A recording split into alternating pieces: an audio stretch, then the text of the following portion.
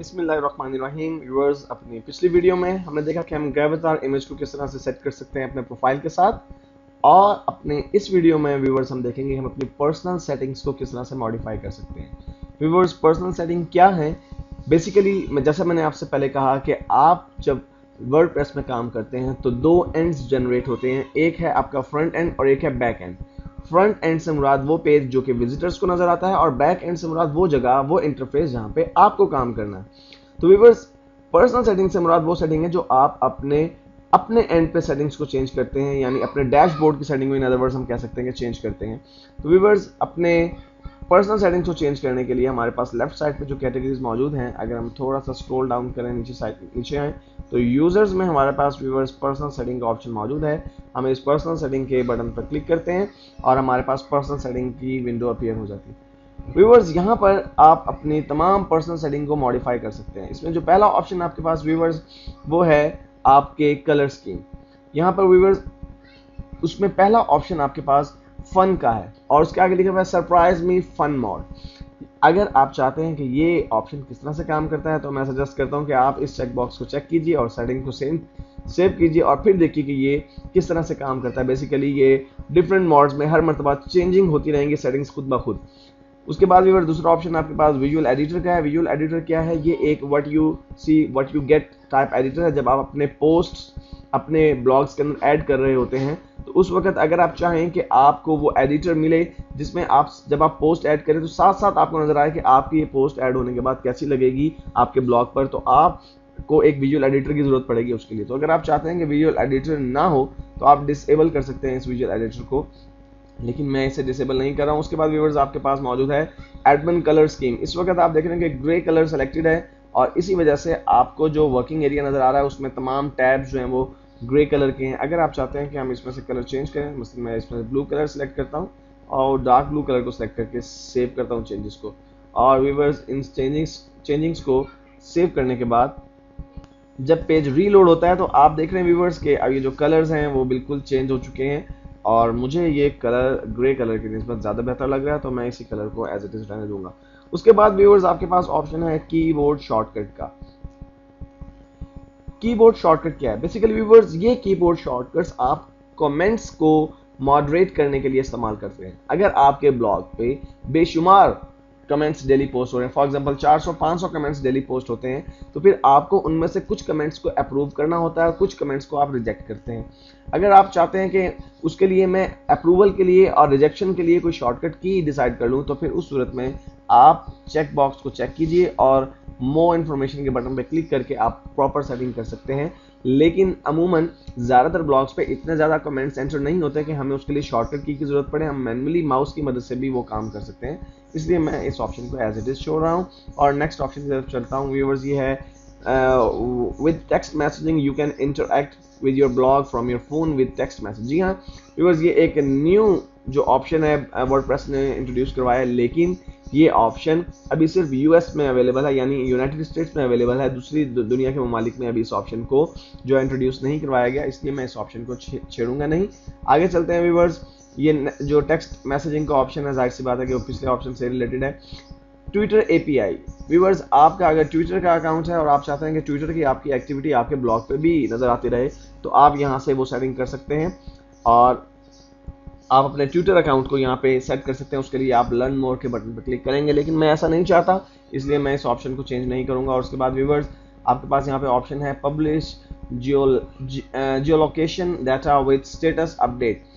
Viewers, आपके इस tutorial जो मैंने अपना ब्लॉग बनाया teletutorial.wordpress.com, इसका स्टेटस जब अपडेट होगा तो उसमें जो मैं पोस्ट ऐड करूंगा तो वो पोस्ट किस लोकेशन से मैंने ऐड किए हैं ये भी टैग हो सकता है मेरे जो ब्लॉग के अंदर, अगर मैं इस चेक बॉक्स को चेक कर देता हूं। अगर मैं इसे अनचेक कर दूंगा तो मेरी जो जियो लोकेशन है, यानी मैं किस जगह से वो पोस्ट अपडेट कर रहा हूं, ये चीज़ जो है वो जाहिर नहीं होगा। व्यूअर्स, यही ऑप्शन हमारे पास राइट साइड पे माई लोकेशन के नाम से भी मौजूद है टॉप पे।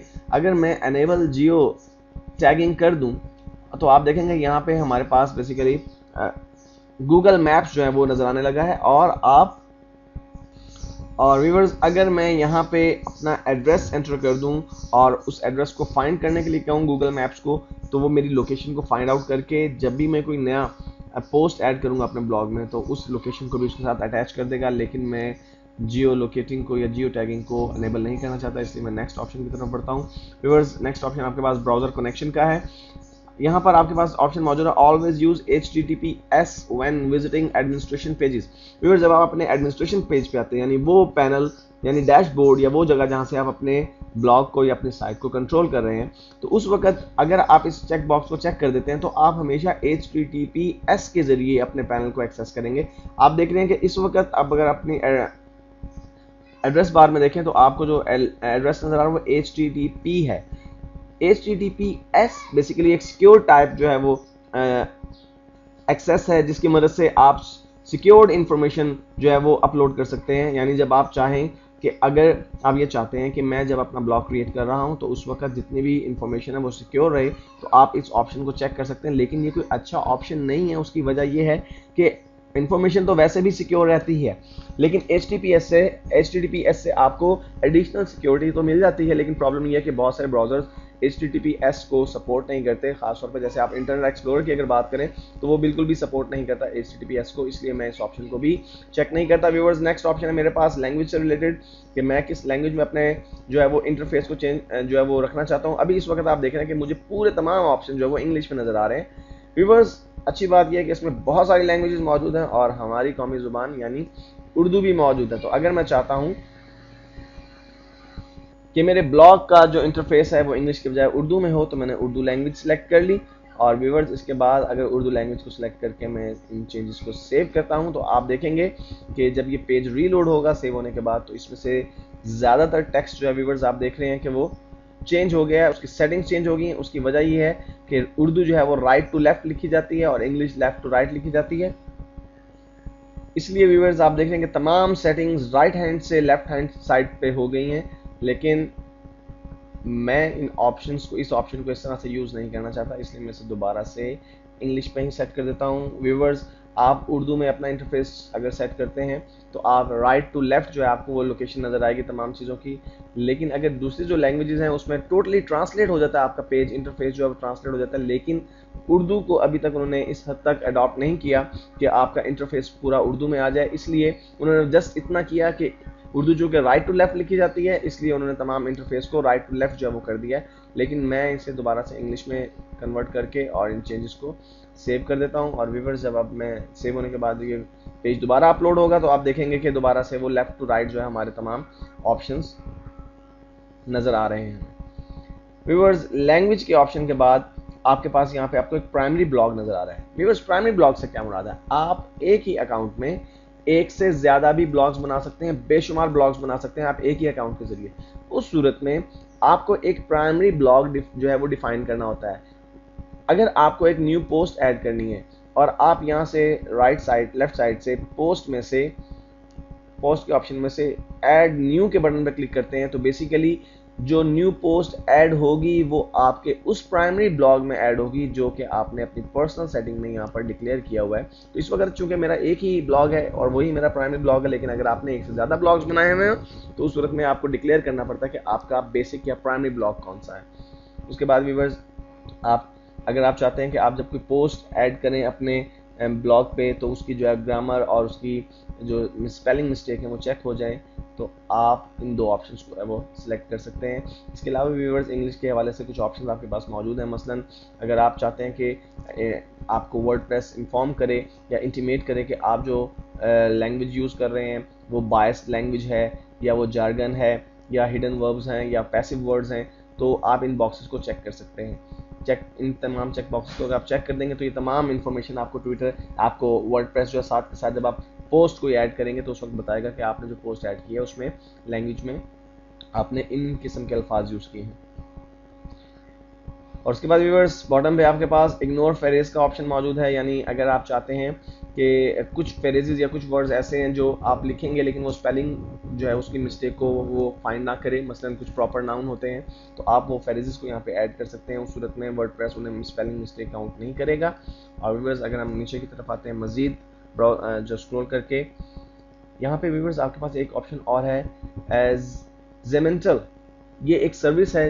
अगर आप अपने ब्लॉग को ज़ेमेंटल के साथ कनेक्ट कर देते हैं तो ये क्या करेगा, किसी भी और ब्लॉग पे अगर आपके ब्लॉग से मिलती जुलती इंफॉर्मेशन मौजूद है तो वो उसे भी वहां से स्नैच करके, उसे भी वहां से लाके आपके ब्लॉग के साथ कनेक्ट कर देगा। अगर आप ब्लॉग बना रहे हैं तो ये एक अच्छा ऑप्शन है। लेकिन अगर आप एक वेबसाइट बना रहे हैं तो फिर आप इस ऑप्शन को कतई तौर पे यूज मत कीजिए, क्योंकि जाहिर सी बात है ब्लॉग में तो आपको कमेंट्स चाहिए, आपको जो है इंफॉर्मेशन ज़्यादा से ज़्यादा चाहिए। लेकिन जब आप वेबसाइट बनाते हैं तो वेबसाइट के अंदर आप वही इंसर्ट करना चाहते हैं चीज़ें जो कि आप चाहते हैं कि आपके वेब पेज पर नजर आए, इसलिए उस सूरत में आप इस ऑप्शन को चेक ना कीजिए। और व्यूअर्स, लास्ट में आपके पास आपके अकाउंट डिटेल यानी आपका ईमेल एड्रेस, ये वो ईमेल एड्रेस है जो उस वक्त यूज़ होगा अगर आप अपना यूज़र नेम और पासवर्ड भूल जाते हैं, तो इसी ईमेल एड्रेस पे बेसिकली आपको आपका यूज़र नेम और पासवर्ड जो भेजा जाएगा। और आपकी जो ब्लॉग का एड्रेस है http://tutorial.wordpress.com वो आपको नज़र आ रहा है। व्यूअर्स, इन सब चीज़ों को सेट कर लेने के बाद आप सेव चेंजेस के बटन पर क्लिक कीजिए और आपकी तमाम चेंजेस जो है वो सेव हो जाएंगे।